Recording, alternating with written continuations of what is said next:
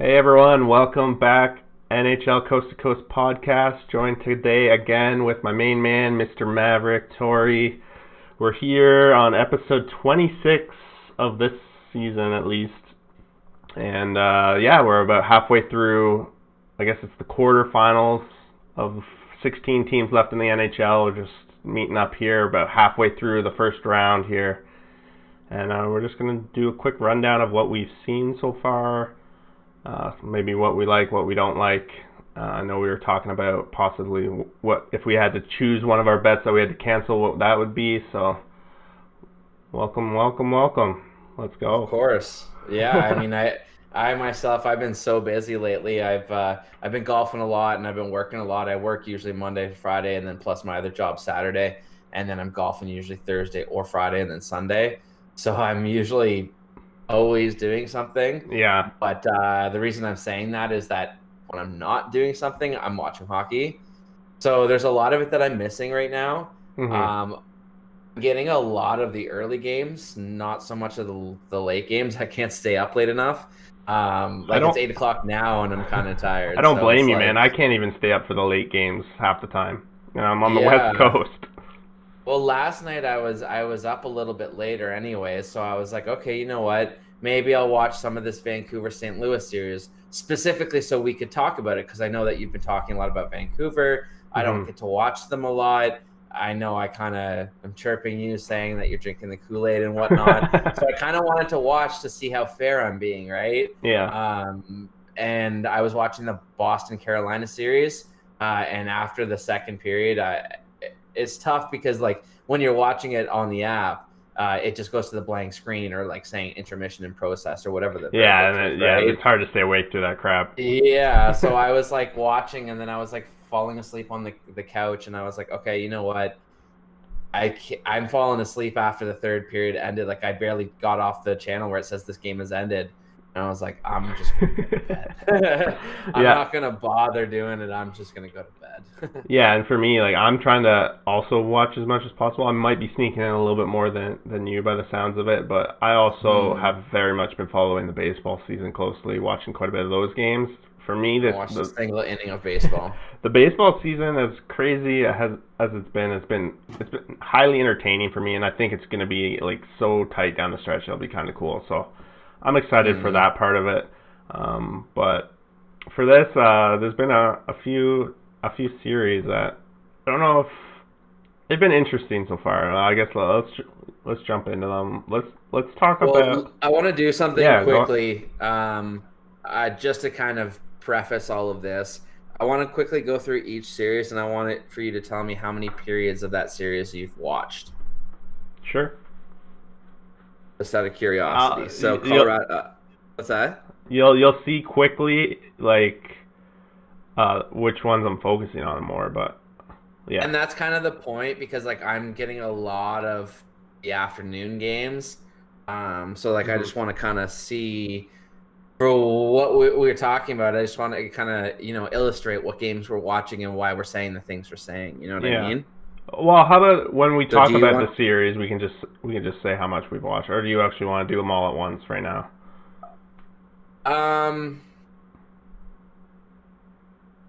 Doesn't matter. Like I was gonna lead things off here with Washington Islanders, for example, and it's because it's 3-0 Islanders. You take control of the matchups, and we'll go through each. Yeah. One. So I'll say this. I'm gonna start off with this because this series I think potentially could end today before this podcast even comes out, which would be I usually come out tomorrow, so it could be done today. And to answer your question, for this particular series, I've watched maybe one period. This is by far the one I've watched the least of. Yeah, I got about two. I got about 2 periods of this one, but I don't recall. I have them in front of me. Who did I pick? I know I picked New York. Well, we both picked New York. Yeah, we did. But I don't recall off the top of my head how many games I. That's what I actually didn't put that in the spreadsheet, so I'd have to go back and watch. I'm pretty sure I picked 7. I picked a lot, I think. Yeah. 6 or 7. I want to say that I picked the Islanders in 5. Yeah, I think you would. I know I picked a couple sweeps, and I don't remember who I picked. I picked Columbus over Tampa sweep. Was that one of my sweeps I called? I don't think so. I don't remember. I think I called two sweeps, one in the East, one in the West, and I called the one in the I West think was you called going to be Flyers and Arizona. yeah. Oh yeah, I think you're right. I Actually, I think think I you called might have Flyers called over a Vegas Montreal. sweep too, to be honest. Yeah, we'll have to go back and double Yeah, check, but I'll go back when we do our wrap up. Our next show, we'll wrap up the first round, and then I'll have all of that information ready compare for us. that. Okay, Yeah, yeah, perfect. yeah. Yeah, I kind of listened the other day to double check, but I had forgotten. But I guess my point is I had kind of foreseen a bit of an easier series for the Islanders. Yeah, I'm pretty sure we had both kind of agreed when it came to that for some reason that I think for me I went off talking about goalies about how I really liked Samsonov and I'm not a massive fan of Holtby. yeah. And You I definitely think did. I said that it was going to struggle from there, but yeah, I think it's going to be over tonight. Yeah, for Um, one of the stats, I don't know the perfect stats, but like the 5-on-5 play for the Islanders has been superb throughout this series and the mm, playoffs.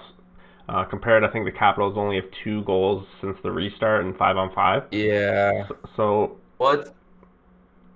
There was a stat. I'm not even gonna try to pull it out of my brain right now. It's gonna be way wrong and sound stupid, but it was something about John Carlson, and he had like set a record for being on the ice with the most goals scored against him or something like that. oh I'm wow, pretty sure it was 5-on-5. So basically, he had the worst negative, like plus minus, minus yeah, to start the playoffs, or it was something kind of one of those weird, like not really stats, but kind of stats. But it was very alarming, yeah. regardless of exact numbers. But it was something silly where you're like, even if you're barely a fan, you'd be like, that sounds bad. You know Yeah, what I mean? for sure, for sure. I don't want to spend too much time on this series because I think we both can agree like it's likely very much over at this point. Yeah. Barry Trotz is going to get his revenge. We both clearly haven't watched too much. For me, I can't really opine on it other than Yeah. most of the fanboys of the Islanders that I follow have been pumping the Islanders since the beginning of this. And the Hmm. one guy that I trust a lot with his opinion has been pumping the Islanders, always saying I underestimate them, which I know I have in the past. So I don't know. I think you talked about it last week with thinking that Philly's going to have one of the easier ways to the cup. I think the Islanders Hmm. potentially have an easy way to at least the conference finals, depending on how the rest of this goes. But let's just I might be way off in saying this, but I'm pretty sure that people might agree with this that if you're cheering for the Vancouver Canucks and you think the Vancouver Canucks can do well, you should probably also be cheering for the Islanders because I think they're kind of built similarly. Canucks are built better, no, we but we I already think they're went kind over of this. built The similarly. Islanders are the Coyotes, remember of the East. Oh, I guess so. Yeah, I guess that's Except true. it seems to be a lot better from what we've seen. Yeah, Coyotes are the only team in this round that probably shouldn't be here. Agreed. But Let's stick with the East for now, though. I guess focusing on who do we got? Who do we just did? We the Islanders, Washington. Let's focus on the other game that actually just in the books already today. Philadelphia, the Habs. Philly's now out to a 3-1 lead. Carter Hart now mhm, back-to-back shutouts back-to-back shutouts. after getting Yep. pulled in game two, which somewhat reasonable, I think. Don't want them Hmm. to get shelled too much. They got destroyed in game two, 5-0. To answer your question about how many periods I've watched of this one's a little bit more. I would say I watched probably about a period today, and then probably overall probably 5 to 6 periods of the 4 games I would say I've watched. Okay. Yeah, I'm about 4 periods. I'm gonna be a little bit light on a lot of these numbers, I think, compared to probably you. Yeah. But I've been watching a lot of like the summaries and like I kind of Yep. follow along on Twitter when I can't really watch. Like I find for some reason the app on my phone is very hit and miss. Yeah, for And some reason the like NHL app has not been good for me. Luckily I have my PlayStation where I stream it through and it works fine, but yeah, the app I find on itself has my been phone if I'm watching one game, I have to actually like double tap the home screen and like close the app and open it again to switch. and Mm-hmm. like to go to a different game. Luckily, they're not really on at the same time. But I find the other thing that's funny is on my PlayStation, I've even deleted the app and re-downloaded it. But I'll go because I have the Leafs set as my favorite team, which I've since changed because I thought that would solve this. Mm-hmm. Um, when you go to schedule, the day they are eliminated is the last day you can view. Hmm. So, like, for example, I'm like, okay, well, I'll change it to either Philly or Tampa because they should go probably a round or two more. So at least I can leave it on that Yeah, for the time being. So I tried that and it didn't work. that's So I weird. was like, okay. So what I have to do is each time, so let's say I want to watch, like, for example, today I was watching Calgary Dallas. I have to go to Calgary and set Calgary as my favorite. And then, because Um, then they'll and show then up on the watch homepage. yeah. But if they play back to back, I have to change that to Dallas and watch through Dallas. Like I can't watch the same ones back to back. That's so So I weird. have no idea what the hell is going on, but Yeah. it's really annoying and frustrating. So like that's part of it. So like usually we'll try it a couple times, and if it doesn't work or if it's not loading, I'll just go on to do something else, which is usually just cleaning and stuff. But yeah, like there's probably about 7 or 8 periods of hockey where I would have otherwise watched. That's a shame. Yeah. But like, yeah, and like the other day there was a storm here, so I was without power for a bit. So I was trying to work and I didn't have power, so I couldn't work. And then when it finally came back on, there was like issues with the PlayStation reading the Wi-Fi. So like for some reason I couldn't watch the rest of the game, and that was the whatever one it was. Oh, the uh, Tampa Columbus game yesterday afternoon, or 2 days Okay. afternoon, whatever day that was. But yeah, it's frustrating. I haven't watched enough of the hockey that I would have That's all liked, right. It's but all good, man. yeah. So I don't know. I still like Philly. Philly looks good. Yeah, they look good. Montreal definitely came to play after uh, their coach had been rushed to the hospital. Yeah. Came out firing that game, but after that they haven't scored since. So If we probably, look at, oh, sorry, never mind. I was gonna jump the gun on something there. Never mind. I'll I was bring just that gonna up say they're later. probably gonna close it out. I wouldn't be surprised if next game it's over. So Tomorrow, yeah. I believe they play tomorrow. I Yeah, think, I think they're on the back to back. yeah, yeah. It's gonna be interesting because this will probably be the last night, or at least when we're recording this. This is when there's no teams eliminated. We could wake Yeah. up tomorrow and see at least one team, and then next couple days we're gonna see a couple more teams. Yeah, I think 2 teams can go out tomorrow. 4 teams can be out tomorrow. Yep. So Yep. yeah, let's jump into one of those. One tonight or two tonight? One tonight, I Just one think. tonight. Yeah. Oh no, two Yeah. tonight. Chicago could go home too. Oh, right. That's the other one. Yeah, I thought there was another one. Yeah, we're gonna start. It's all gonna be said. It's all gonna be said and done by Sunday. So we're gonna be in the same Yeah. kind of boat. It's gonna be said and done by Sunday, and then probably back in games on Tuesday again. I guess like the last time. It was a quick turnaround. We were both caught off guard a little bit. Mm-hmm. So So wait, are we gonna pod Sunday then? I would think maybe not. It's Sunday. If the games, I think if all the games are done on by Sunday, then I think we could do a Sunday. It's Yeah, we gotta try and potential pick the that day we in don't have the between. last game finished yet, though, right? We Yeah, we might have to that's do true. Monday if that's a possibility. But Yeah, we'll figure it out. yeah, What's the next series? next year I'm Carolina, gonna. Boston? Yeah, I was just gonna stick in the East, Carolina, Boston, and this one, and this one's been. I don't know if it's the biggest shock, but the biggest disappointment for me, especially after Game 4. I watched Yeah. of this one. There's been 4 games. I've probably watched 10 of the 12 periods. Hmm. This is probably Same the here. I've one watched a series ton. I've really enjoyed. I've been playing in my sweet spot, so that's why I've been watching them a lot. Them and the Colorado, Arizona. I know I jumped the gun on that one, but those two series, they're in like the sweet spot for me. Yeah. So I've been watching those ones, and then some of the early games. So I've caught some of that Philly Montreal earlier. I caught some of the Tampa Columbus series. But yeah, Yeah, and it's you would think that with the whole Rask leaving the bubble, Pasternak not playing, Carolina would have been able to take huge advantage of it. On they top, have some injuries though. yeah, on top of that, Shreknikov took that injury and he'll be out for at least this series, probably potentially the rest if they even went on. Plus, the other thing that you have to think about Carolina is their strength is their defensemen, and right now their defensemen, they're kind of all coming back from injury and stuff like that. So they're all kind of trying to find their groove at the same time. And Did you watch a lot of we games? hinted earlier. We did, and we hinted earlier about if there was any series that we'd cancel our pick, this would be the pick for me. I'd cancel Carolina pick because it doesn't look like Svechnikov's coming back. I think Brind'Amour is going to have to do something here to really get his boys back on track. I'm a tad worried for Carolina. Well, the biggest issue was in Game 4. I don't know if you saw this. Game 4, they're up. Sorry, just checking that my dog was still here. Game 4, they're up 2-0 going into the third, and they're flashing on the screen that I'm watching.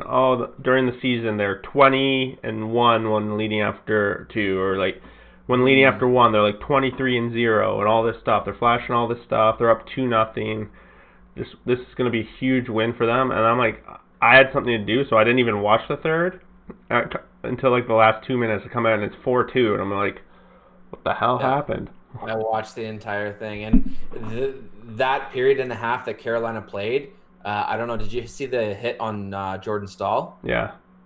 That was a big hit. He had to go, I think, into concussion protocol, so he was gone for about 10-15 minutes. They didn't have Svechnikov, and they lost... I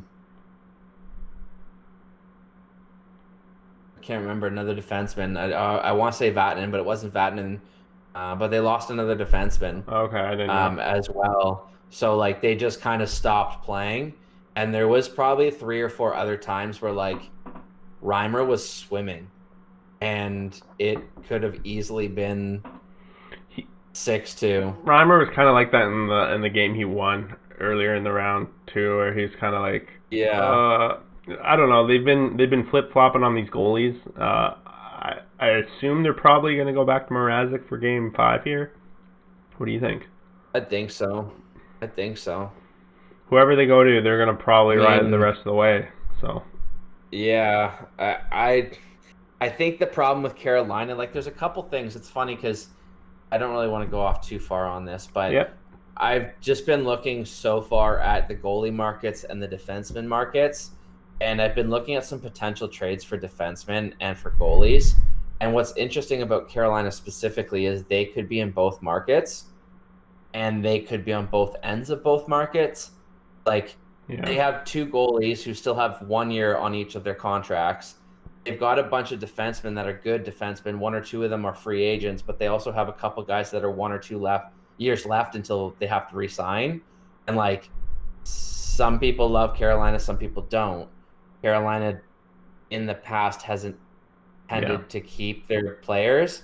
So like what I'm kind of looking at is like some people, and you saw in our chat group probably a little bit earlier, talking about the Leafs. Like, I've done some looking at the Leafs perspective of moving some pieces, and if the Leafs were to move a guy like Freddie Anderson, Carolina could be a very interesting trade partner, because obviously that would be an upgrade for them. He may extend there, and he would be a really nice piece behind that defense there. Yeah. But you also look at a guy like Dougie Hamilton in Carolina. Do you think Dougie Hamilton will resign? Because he only has 1 year left. I didn't realize that. I'm not sure. Maybe he's the kind of guy that kind of likes the small town market kind of hockey team. Yeah, he usually does. Yeah, and it would be interesting to see because that's why he wasn't really a fit in Calgary. And they're speculating that there's going to be some teams, like for example Pittsburgh, who aren't going to spend to the cap next year because of the COVID situation, how it's impacting specific or individual owners. So they're saying like I don't know. So I mean, for Carolina, if their owner's like, oh no, we're hurting, we are not spending to the cap next year, and that's the last year that Dougie Hamilton's in your uniform, and then on top of that, he's like, hey, I want 6 years at $9 million. The owner could say, I cannot afford that. Yeah, makes sense. And had this COVID situation not happened, he may not be available. But back to where I was originally going with this, like, Carolina could be an interesting situation because it could be one of those teams where I think it's safe to say they're kind of more than up and coming. They're kind of like proven, but they're still on the way up Yeah, they need to get in over a that next division. hump. Yeah, but in their division, they've got some other teams that are kind of on their heels as well. Yep. So if they don't do that, then they may miss their window. Yep. And I think it's easy to say that Carolina, the only things that are kind of keeping them away from going further in the playoffs is another scorer and a better goalie. It's very true, yeah. And So, yeah. Oh wow, 5 minutes in, Islanders up 1-0. Bye. they're done. They're done. Put a stick figure in them. All right. Yeah. I think for this series, it's not over, but it's pretty close to over. I think Carolina's gonna come out this game 5, and I think they're gonna win this one. They'll at least force a game 6. They have to. They have to, right? And Yeah. I think hopefully Stahl's all right. I haven't read anything about that. But if they're missing Stahl, then they're starting to lack a lot of trouble. So, all right, next Yeah. last one in the East, we have the Lightning and the Columbus Blue Jackets. This one kicked off with a 5 overtime thriller. So I watched all the overtime, but Me not too. but none of the game. I don't think I watched the beginning of the game. I don't remember. It was such a long game. I've watched 4 periods, not including that overtime. I watched every overtime of that game.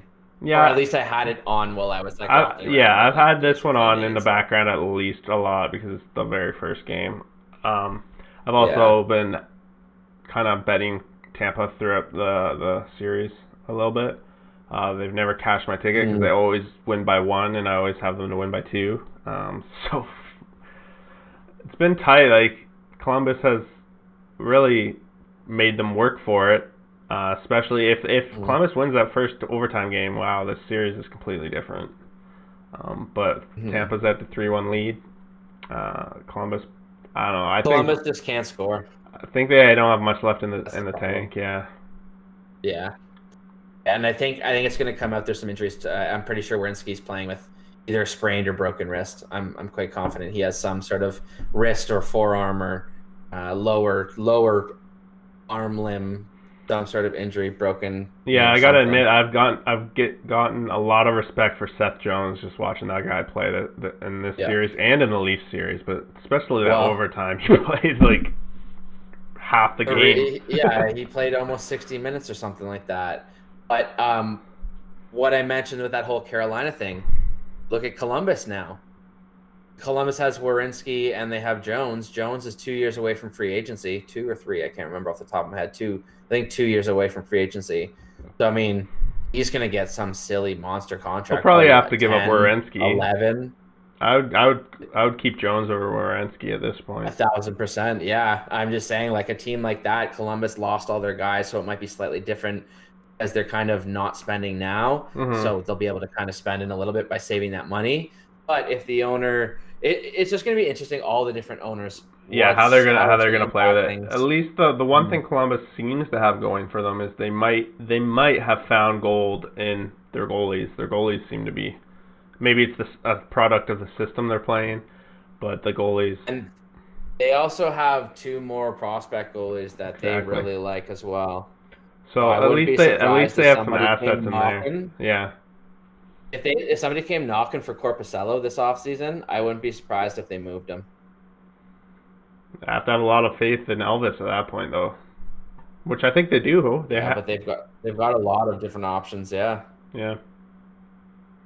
But yeah, I think this one, like we were just talking about earlier, a lot of series can end tomorrow. This is one that's going to be on the slate, potentially being over. Columbus could force 6, though. Wouldn't be surprised. But they've been outplayed a little bit in this series. But in the East, if it continues the way that we're looking or that it looks like or whatever, it's going to be what? Philly versus the Islanders, and then Boston versus Tampa. Yeah. Who would you take out of those? Man, that Philly Islanders series, I think it'd be a really good series. I'd probably at this point lean Islanders because I feel like they've been playing out of their skull. Yeah. Yeah. but at the same time, the Flyers have been playing great too. So it's really close. I would think that series could really easily go 7. Yeah. And then in the I think next it's run, going to be a I would stick with Philly Tampa. Tampa because Tampa. they're my cup pick, so I Yeah. got to stick with them. They're my I got Philly Tampa in the finalist East. pick, I'm I should pretty say. confident. Yeah. Yeah. See, I for shits and giggles, I'll pick like whoever for the cup. But I very much enjoy, or I very much prefer to pick the Final Four, Yeah. because I truly believe that if you look at matchups of the Final Four, like specifically the final two to get into the finals from Any each of them conference. can win the Well, cup at yeah, that but I was point. actually going to go a different way and say if you Okay. compare every year in the past and you said, okay, here's the like, there's probably a bunch of series where you're like, hey, it's a pick 'em, whatever. Let's push those off to the side. When you only include the series where there's clear like underdogs and clear winners, like I find that it can really. Sorry, I lost my train of thought there. You can really win. That would totally just. I've been doing that a lot lately. Sorry, It's all right. It's all good. I forget what I was gonna say. Final Four, clear winners, something, something, something. Oh, sorry. Yeah, just I like the Final Four because things can happen, injuries can happen, like hot streak, cold streaks can happen. It lingering injuries are there. So when you look at those matchups, it's not always fair. Like if you want to Yeah, jump sports here for a quick second, the Toronto Raptors when they played the Golden State Warriors, like that's a good point. I know that's final two, but I'm just gonna use the same thing. Like if they were fully healthy, does Toronto still win?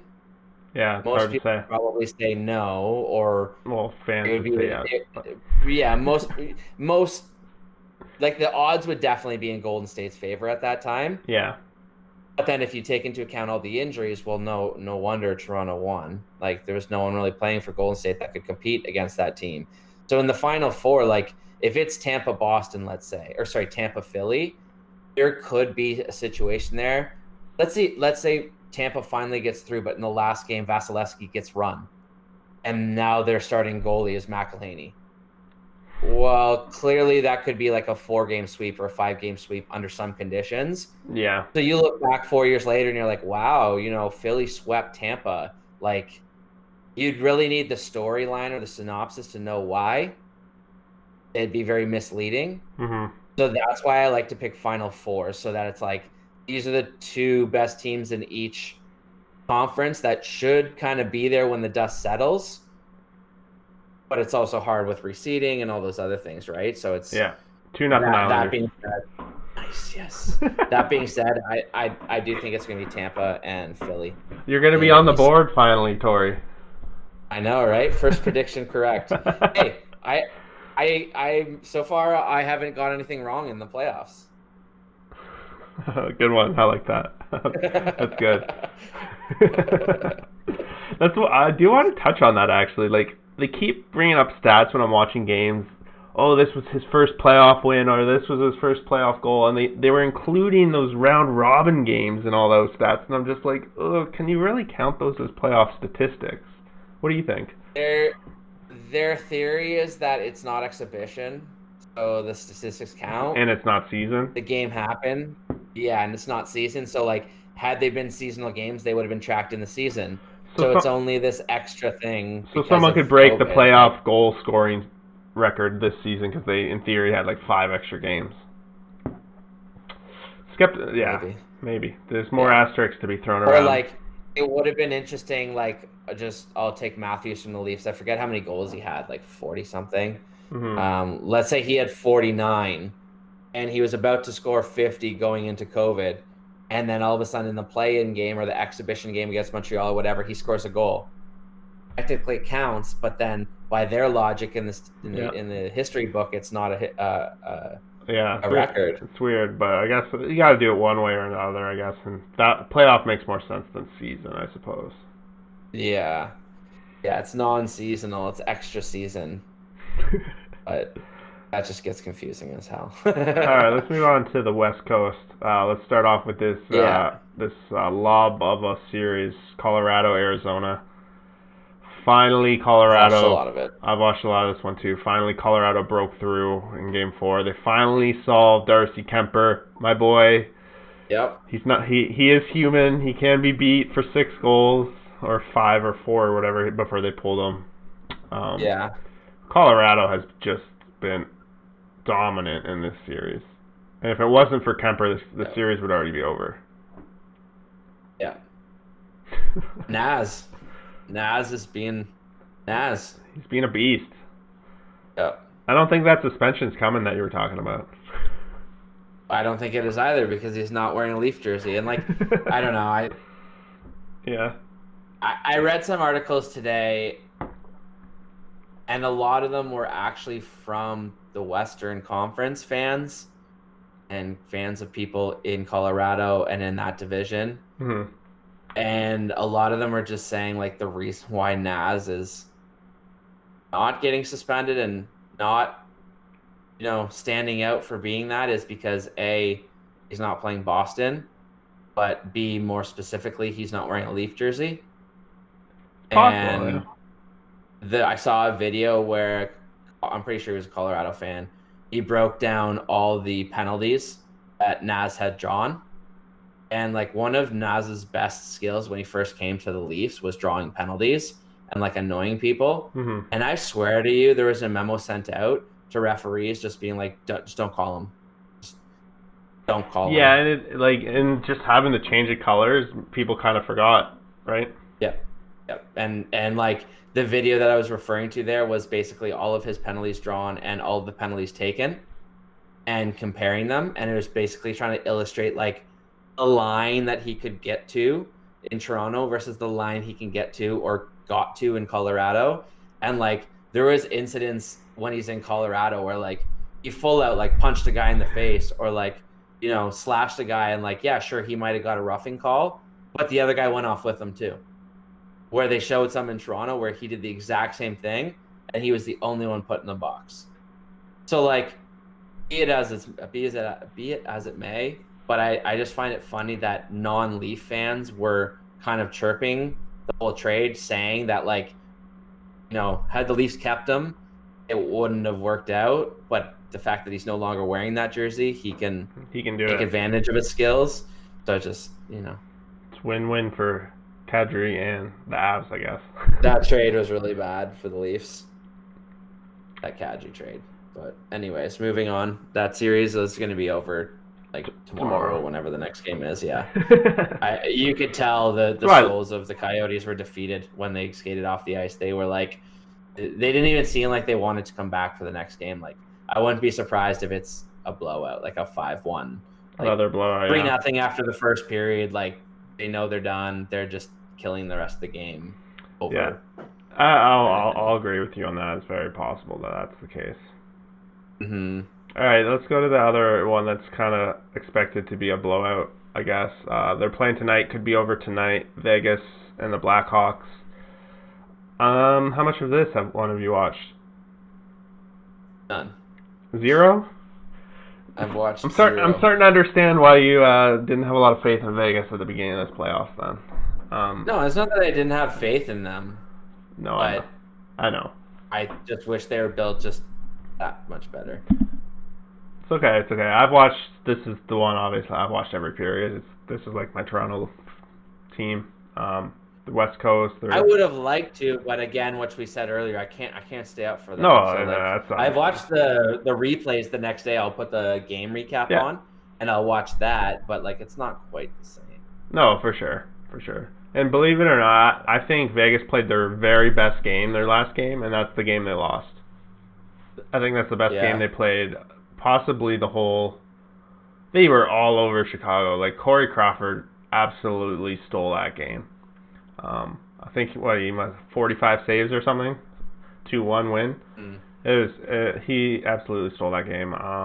Vegas has pretty much just basically you watch the Colorado series, you get an idea of what this series has been like. Vegas has been pretty much all over Chicago, but Chicago, they have a little bit more talent, I would think, than the Coyotes putting in the net. Yeah. Taves played alright, and Kane and Dank or whatever that guy's name is. Kirby Dash. Kirby Dash, that's it. Dash. He's been played pretty good. Yeah. But I don't know. I'm hoping this game's over today, and they just get some time to rest it up. The one thing, they played Fleury. I guess it was on a back-to-back, so they played Fleury for one game. But they seem to be riding Leonard, which I agree with. As much as I love Fleury, I think it's the right decision. Yep. I mean, at one point, if they go to the playoffs, I'm sure they're going to have to, go off Leonard and go to Fleury for 3 or 4 games. Like, it's happened every time to every Cup team. Their primary guys struggle for a couple games. The other guy stepped up for a couple games, and then the other guy takes it back when he gets his stuff back in check. That's a good segue for this next series, then. St. Louis Blues. They've had to switch up their goalies. They're now riding the Jake Allen show, and 2-0 since he's taken over. So the series is now tied 2-2, which is good. I know I had Vancouver. I think I said in 7. I think you had the Blues. I don't remember your games. Blues. I want to say in 6. I think I said 5 or 6. Yeah. 5 or 6. I think I said. Yeah. This series it's been interesting. You told me today that Tarasenko's out. I didn't hear that until you told me. He's been sent back to St. Louis. So done. He's out of the bubble. Do you know what it was about, or? They said to see specialists. Oh, damn. And then they referred to his reconstructed shoulder. I don't know for a fact that it's that. Yeah. But it's been linked in the same article, so reading between the lines. And that's really unfortunate for them. Yeah. Because the article was about why St. Louis shouldn't be worried about the short term, but rather the long term with Tarasenko.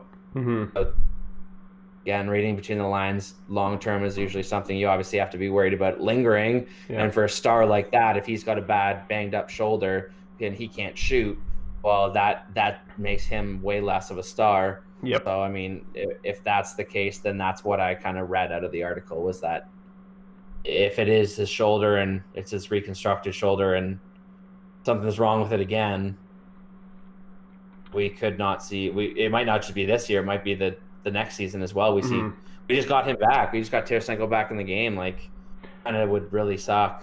Yeah, it's unfortunate. It's been a good series like so far, and it's been back and forth. Both Vancouver jumped out a 2-0 lead. They had a chance to get a stranglehold on this one. Game 3 went to overtime. They kind of had like a defensive mishap, very similar to the Leafs one where Columbus won that game in overtime against them. Yeah. And then sure enough, St. Louis Blues played a very solid game the next game. Both games they've won, they've had Allen, so I assume they're going to keep riding Allen. Even on the back-to-back, so they played him on the back-to-back. So Vancouver doesn't really have much of a choice. Yeah. They're going to keep riding Markstrom, so this one could potentially be very tight. It's a young team for the Canucks. I'm not sure how they're going to respond to these 2 losses. I think that's going to be the big question for me. I think whoever wins tonight will win the series. It's a bit of a cop-out, but I think tonight is the most important game of the series, probably in this particular matchup. I've only watched 2 periods maybe of this. I've watched less than you would think of this one, probably like 3 or 4 periods. As much as I'm a hometown of Vancouver, if I'm staying up late, Vegas is usually on the other night, so if I'm staying up late for Vegas, I can't, I'm done by 9 o'clock. Yeah, you can't do back-to-back, No, there's no way. Unfortunate, because if Vancouver wins, though, they would match up against Vegas, and I would love to watch that series. So I'm still rooting for the Canucks. I hope they can pull it out. At this point, if I had to pick and no odds involved, I would say St. Louis has the edge in this one. Yeah. But I'm gonna keep riding my Canucks and hope for the best. Yeah. All right. Last one. Just Game 5 is in the books today. Dallas out to a 3-2 lead. Wow, this one's been weird. a I've few. watched a lot of this series. This is probably the number one series I've watched. Okay. And I've probably watched probably 2 or 3. Yeah, I probably watched about half of it. I didn't really catch any of the game today. I watched the game where Dallas they blew the game and then they won the game in like the last second. Yeah. So that one was a very interesting comeback for Calgary. I had Calgary and it's 4-2. I counted them out and then they tied it and then they blew it. And then there's the overtime. It's just been a. And Dallas is playing Khudobin right now and not Bishop, which is interesting as well. But he's not even dressing up. He's not Really? even. Yeah, he's another. But I realized that today because I looked at Game Center when New Adobe. I just wanted to see, Bishop, is he on the bench at least? And he's not on the bench. So then I did some more investigating. For the most part, it seems like for the past 2 weeks he's been like off and on. Like what's the phrasing they use when people unfit to play? Oh, okay. So he's been off and on with that, it seems like. So, and there's been articles of dating back as much as a week or two ago where they're like making note that he participated in the full practice. So I guess it's news to me. Yeah. Okay. But I mean, I still like Dallas a lot. I'm still rooting for them myself. I don't think Khudobin changes the narrative of this. No, I don't think he does. They're just they play the same kind of in front of both of them, and that was the way it was during the regular season as well. It was not quite a 50-50 split, but it was not too far off of that. But I was looking at the contract situation of them as well. Khudobin's a free agent. He'll probably go elsewhere, probably because Dallas has Jake Ottinger in the AHL, who they really like. He's also like 6'6" or something, 6'7", so he's a monster, really good at puck handling. So he'll be a perfect tandem with Bishop. But Bishop has like 5 more years at like 4.7, which may be one of the best goalie contracts in the entire NHL. Provided he can stay healthy, because it seems to be an issue for him the past little bit. Yeah, I'm not sure. But it's also probably tough as a 6'7" goalie, 6'8" on skates goalie. I mean, your limbs are pretty long. Even just people falling on them or running into them alone, not to mention any other situations. Like, I wouldn't be surprised, twisting a limb doesn't tweak your knee or whatever, right? But I was gonna say, with my Final Four philosophy, for me it's Tampa, Philly on the East, and then it's Vegas and Dallas in the West. Those are the teams I see in the Final Four. Okay, I can get behind that. I think Calgary's probably finished in this series now. I say that. You see what I'm doing? You can't intentionally do it. You can't. Only I. Calgary is done. They are done. But Dallas can't win next game too. So I'm gonna assume Calgary's done at this point. So that would set up for me, if all things came true, Vegas, Canucks, and then Colorado, Dallas. So if I'm picking a final, it doesn't matter who wins out of the other series. If Dallas wins, it will be Colorado, Dallas, and then it will be Vegas versus. Doesn't matter. It won't change. That's a good point. That's a good point. Yeah. Yeah. So Colorado. My final two would probably be Colorado and Vegas. I just don't trust Colorado's goaltending. If they can get by one of the final 4 teams, I'll drop that narrative. But there's going to be a game where, I don't know if it's overtime, whatever, similar to the incident where Freddie let in that goal. Like, there's going to be a situation where Colorado's goaltending lets them down in a key situation that may cost them the entire series or like a key part of the series. So that's why I'm still a little hesitant to pick them. Well, to me, if Calgary can force, just say they force Game 7. If Calgary can force Game 7 against Dallas, you would think comparatively. I'd take both goalies on Calgary over I would on Colorado. Really? Okay. Yeah. I am not a fan. So Grubauer to me is a really good backup or a really good kind of platoon. He's no better than James Reimer. He's no better than Peter Mrazek. And I just think Colorado can score enough to cover your ass more than Calgary could. Yeah. Like Colorado could be one of those teams that could be interesting to watch as well because they've got both their goalies signed for 2 more years and then they're free agents. Or sorry, 1 more year I think it is, and then free agents. Yeah. And it's 5 mil total for their goalies. So they could be one of those teams if it's not this year, the year after. So I'm looking at the next 2 free agent classes for goalies to see who could fit where and when and how. But I wouldn't be surprised to see if Colorado dips their toe in the market for an upgraded net because why not? They kind of had a cap space, if I remember, from the trade A deadline. little bit, not a ton, but enough More to than some teams at upgrade. least.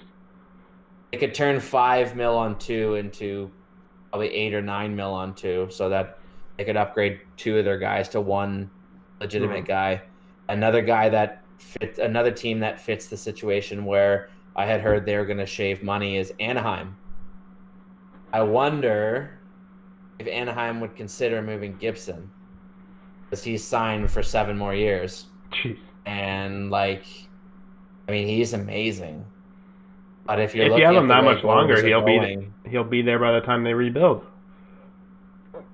But will he still be look at the way we talk about Price now. Look at the way we talk about Bobrovsky. If we had this conversation 3 years ago, we'd be like, you're crazy. Those are 2 of the best 4 goalies in the entire NHL, maybe 5 or 6, but you know what I mean? I still think Price is amazing. So. Oh, I do too, but I'm just saying that unless you're in that elite category that is there year after year after year, there's going to be these goalies who have their flash in the pan, whether it's 1 year, whether it's 2 years, whether it's 4 years, whether it's 6 years.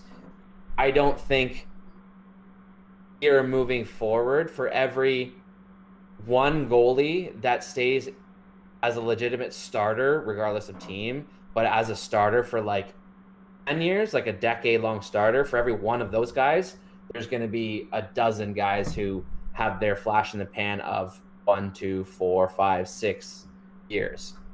And that's right now, I see a lot of goalies in the NHL that if we fast forward 3 years from now, we'll say names. They'll be like, oh, yeah, I remember that guy.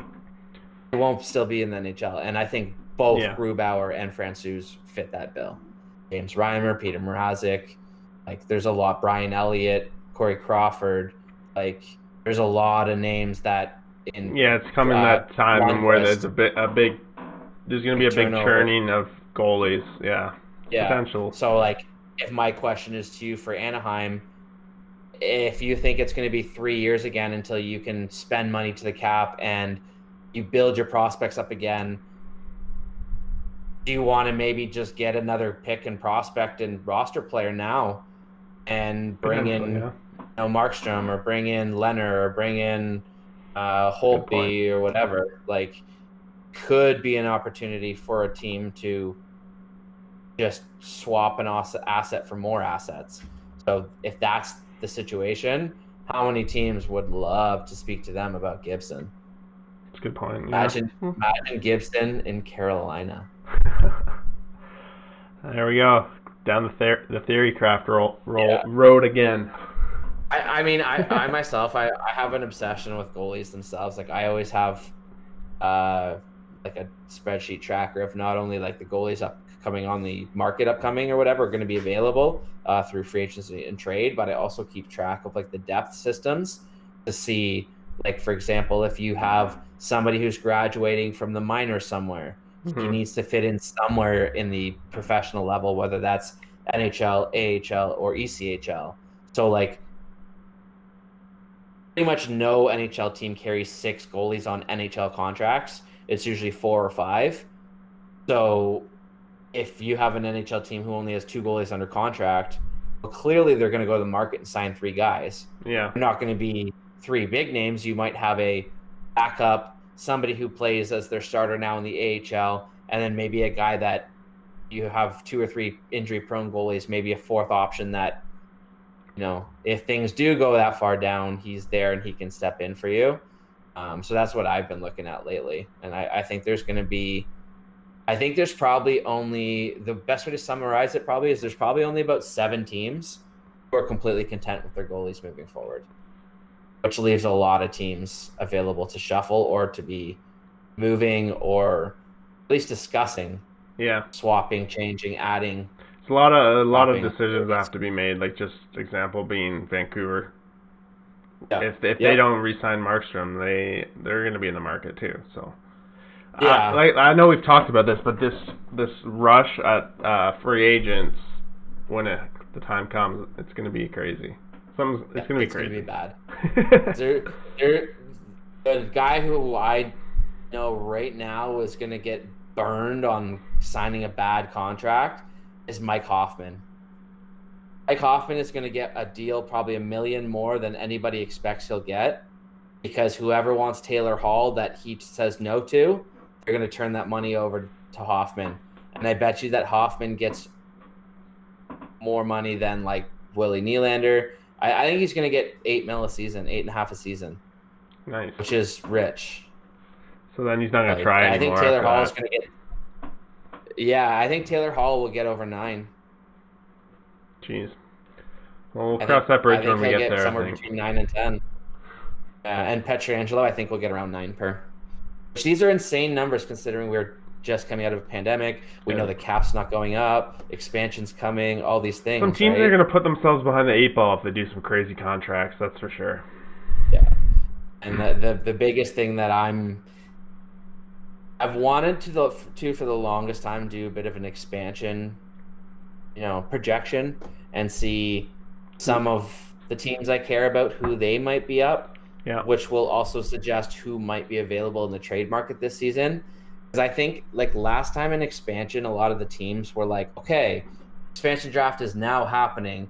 Now we'll make the trades to try and protect the guys and whatever. Yeah. Oh, If it's going to cost they more, aren't then I'll making pay the more. trades 2 years in advance now, they're not planning enough. Well, it's not really 2 years in advance because you can talk trades now for teams that are eliminated, No, I and the mean like if expansion. you haven't already been doing your strategizing planning for this, Oh yeah, it's okay. You got your caught with your pants down for Vegas. If you get caught yeah. again, Or new GMs who weren't there when that team yeah, came in that are new to this whole process. yeah, Like, but I guess the point of why I'm saying all that is that like I want to try and make a list of guys I like see that might be available for trade and stuff like that. That in other seasons or other situations where this pandemic and stuff didn't happen, we say their name, you're like, yeah, okay. Like they would hmm never trade that person. Like, no, don't even bring their name up. But I feel like there's so many balls in the air that there's going to be GMs who make mistakes. There's going to be GMs who panic. There's going to be GMs who do these things that are going to create fun for us as fans. yeah. But I think that we're in for an insane, like, in The the joke around here in Vancouver is that when it comes to free agents signing day, lock Jim Benning up and throw away the key, take his cell phone yeah, away because he has not made a good free agent signing since he. yeah, So yeah. he makes good trades, That's makes good when drafts, but most mistakes are made, right? Like most mistakes are made where when you want to go to free agency and get a guy who actually fits in your role and you miss him, then people panic and try to be like, oh, well, this guy isn't quite what we want, but we can push him up into that spot. mhm. But the thing that I find most interesting about this offseason is that I understand there's all kinds of different people, but like if you're a non-younger hockey player and maybe you have a family, whether it's your own family with kids or your parents or whatever, like it's going to be interesting to see if you only have 2 months versus 4 months to, like move your family and get kids in new school, and not Yeah, to mention normally that is July, August, September, so yeah, you you're have going time to get back into ready. the Yeah, normal school year. Well, now it's like free agency, I believe, starts in September. I think it's September through to the first week of October, or maybe September and October. So, like, if you only have 3 weeks to up your life, move it to a different town, and get training again for another jam-packed season, there's going to be a lot of guys who might say, you know what, screw it. Like, just give me a 1-year extension. Let's get this back on hmm track, and then I'll there deal could with be it a lot later. of But then, 1 year contracts. Like they could even potentially like yeah, take the 1 year in that city, go live away from their family for that year, kind of. yep, You see it. And with some places in Canada being better, there's a lot of speculation that Canadians in American markets, or specifically, I think they said Finnish people, over other like over Swedes and stuff like that, are favoring Canadian cities right now, which is partially why some of the Canadian teams are signing some of these European free agents, because when they're reading stuff from Russia and Sweden and whatever, they're like, okay, well, the States are a bit of a joke right now, and if I have to sign a 2 or 3 year deal, I'd rather spend the next 2 or 3 years in somewhere where I feel safe and then worry about the money. Yeah. And there could also be guys who get bought out, guys who just want to like Canada also don't has get the a bigger contract offer markets. somewhere else, and they will take a contract at a tenth of what they're valued, but just because nobody offered them a good contract. Like if Hoffman, for example, was only ever given 5 contract offers and they're all 1-year deals. Well, no shit, I'm sure he'd love to get a 5-year deal. But if everyone's only offering him 1 year at 10 mil, well, that's probably 4 mil more than he's worth, but it's only a 1-year deal. So maybe that team wants to compete or go for it and add that specific player. Or maybe this year we see Taylor Hall go for a 3-year deal instead of getting that 7-year deal. Or maybe a guy like Pietrangelo signs in Montreal, they're saying in Canada, to get out of St. Louis for 2 years and then maybe go on to somewhere else. And they think that a lot of these older guys, or these guys that are not quite forced on 1-year contracts, I think the popular term this year is going to be 2 years. 2 years at like low money. Yeah, it makes sense. So it should be interesting because you're going to see a lot of players that will pick places that they want to play in. They have friends in. Yeah. They want to go and play 40 minutes a night and score 40 goals so that they can then make bank next off season. Like, who's to say that's even going to be possible though? Like with the cap, you don't know. And if there's a team that has full expansion picks already, and now they want to go add a forward, well, they don't want to sign somebody to 6 years because then they're probably going to have to give them a no trade or a no move, right? Man, if I was a GM, I would almost never sign someone that long. Doesn't seem. Again, what I say in the chat group all the time is we're talking ideal situations, right? Like, ideally, yes, you never sign a contract over 4 or 5 years. I understand. You got to do it to get people to come. You got to do it to build a foundation. But if you're a player, you could totally make arguments of why you'd want more than 5 years, right? Yep. But like, there's arguments on both sides, and that's what I kind of get rattled with chatting in our group, is that like, I understand that, like, in a deal, I see the fly flying around. Fuck, it's been bugging the fuck out of me. I know. It's an ideal situation, and like, you look at a trade like Seth Jones for Ryan Johansson. At the time, everyone's like, okay, it kind of makes sense. But a few years later, it's like, that's a terrible trade. And the only reason that Nashville did it at the time was because they had all these good young defensemen. They're like, we could use a good centerman. So anytime you make those trades of either emotion or right? Yeah, but if you make trades in emotion or hoping for the best out of the trade, you're gonna lose those 9 times out of 10. Like, you have to look for the right types of moves, and I don't think that every NHL team has the right GM in place for that. No. Some of them are just been brought in. Yeah. But I don't know. It should be interesting. Yeah, it's going to be an interesting next couple weeks, followed by off season, followed by next season, followed by next season, followed by the season after that. Expansion. Like, I'm for me, like, normal won't happen again until October of, what would it be, 2022? 2021. 2021, yeah. So we would finish this season, award the cup, do this kind of funny off season, smudge in next season, providing that there's not another outbreak or anything, and then have your full off season. Seattle does their expansion, they do their draft, there's all the trades, the new free agency, and then you have your 32 team league moving forward. That is like the bookend of what I'm looking at. Anything beyond that bookend is irrelevant to me because, quite honestly, I think 70% of every team will be different between now and then. Yep. So It's usually I sports are quick turnovers for yeah, the most part. So especially now though.